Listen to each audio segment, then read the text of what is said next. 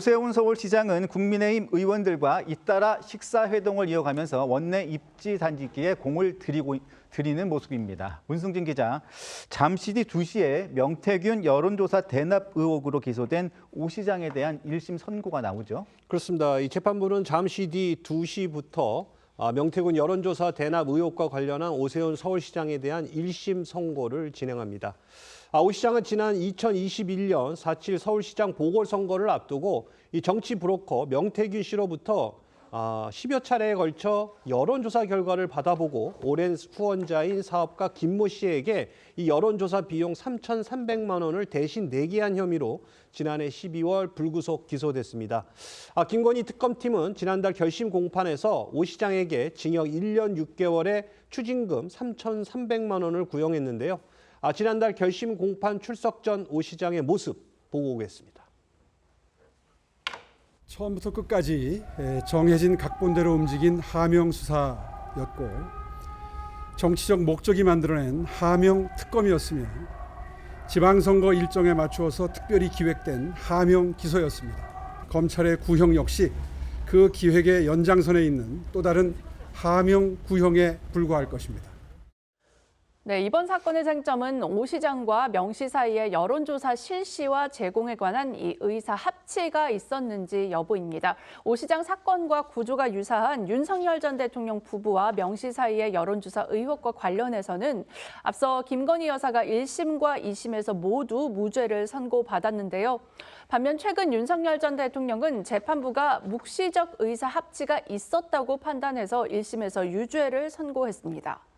오늘 선고 결과는 지방선거 사상 처음으로 5선 광역자치단체장에 오른 오 시장의 정치적 행보에도 적지 않은 영향을 미칠 전망인데요.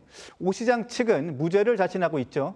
네, 먼저 오 시장은 최근 5선 김기현 의원과의 만찬을 시작으로 정점식 원내대표, 안철수 의원과 잇따라 회동했고요. 어제는 윤상현 의원과 조찬을 함께했습니다. 여기에 최근 6.3 지방선거 당시 지원에 나섰던 국민의힘 의원들도 초청해 식사를 함께하는 등 보수 재편 과정에서 역할을 모색하는 행보를 이어가고 있는데요. 이런 오 시장 측은 오늘 1심 선고를 앞두고도 무죄를 자신하고 있습니다. 1심 선고를 앞두고 법원에 맞불 의견서를 제출하면서 특검의 기소는 지방선거를 앞두고 증거 없이 이루어진 표적 기소라며 법과 원칙에 따라 제출된 증거와 확인된 사실관계를 바탕으로 피고인에게 무죄 선고를 요청한다고 주장했습니다. 네, 정호김 의원님. 오세훈 시장 측은 표적 기소라는 입장입니다. 그런데 앞선 이 선고가 두 가지 선고가 이게 엇갈렸어요, 결과가. 그러면서 참 결과를 알 수가 없는데 선고 결과에 대한 파장이 어떻게 될까요? 선거 결과에 대한 파장은 상당히 클 것 같은데요. 우선 지금 오세훈 시장 측에서는 지방선거를 앞두고 증거 없이 이루어진 표적 기소라는 점을 굉장히 강조하고 있는데 재판부에서는 지금 말씀하신 대로 오 시장하고 명 씨 사이에 의사합치가 있었느냐, 여론조사와 관련해가지고 이 부분인 것 같습니다. 근데 지난번 윤석열 전 대통령의 경우에 이제 묵시적 의사합치 이런 얘기가 나오잖아요. 근데 이거 굉장히 위험한 얘기라고 생각하거든요.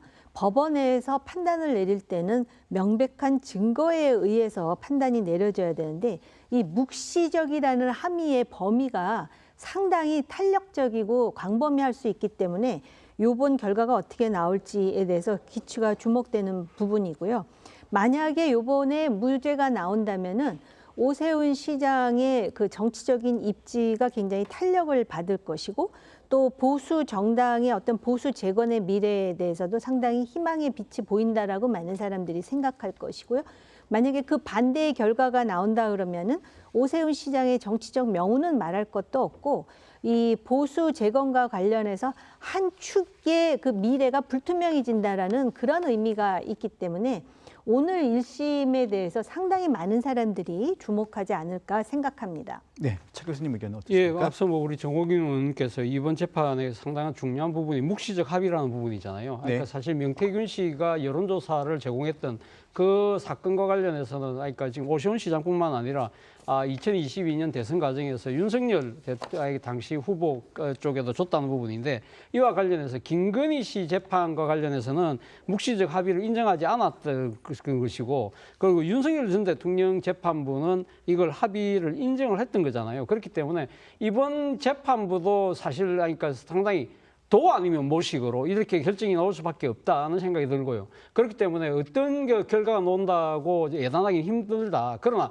어떤 식의 결과가 나온다 하더라도 결국은 제가 생각할 3심 대법원까지 가서 최종 결정이 되지 않을까 하는 생각이 듭니다만 어쨌든 이번 그 사건 같은 경우는 오 시장 같은 경우 만약에 유죄가 선고될 경우에 100만 원의 벌금만 받아도 그러니까 시장직이 날아갈 수밖에 없는 사안이다. 그리고 또 특검법에 의해서 이번 재판 같은 경우는 아마 이르면 이번 연말 안에 상고심까지 결과가 나올 가능성이 상당히 높기 때문에 어떤 식으로도 결과가 나온다 하더라도 아까 정호규 의원님 말씀하신 것처럼 그러니까 이 보수 재건뿐만 아니라 차기 대선 구도까지 엄청난 정치적 파장이 불가피해 보입니다.